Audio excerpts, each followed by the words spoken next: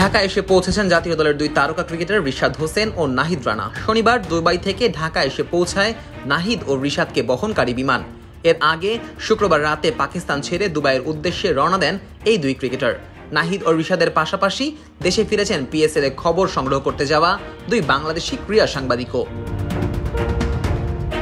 ভারত পাকিস্তান দ্বন্দ্বের জেরে গত বৃহস্পতিবার স্থগিত করা হয় পিএসএল এর করাচি কিংস বনাম পেশোয়ার জালমির মধ্যকার ম্যাচ। রাওয়ালপিন্ডি স্টেডিয়াম পাড়াকে লক্ষ্য করে সেদিন হামলা চালায় ভারত।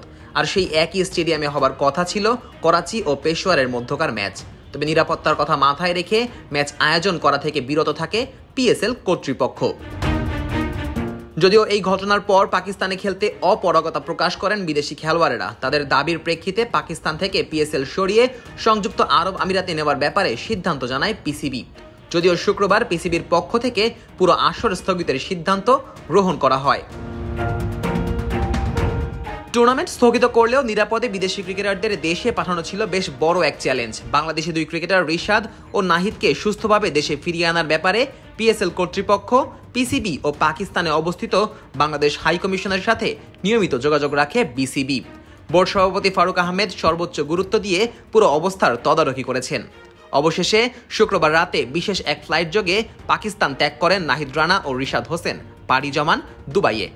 সেখান থেকে শনিবার দেশে এসে পৌঁছান নাহিদ ও রিশাদ। তাদের সাথে একই ফ্লাইটে ছিলেন পাকিস্তানে অবস্থান করা দুই বাংলাদেশি ক্রীড়া সাংবাদিকও।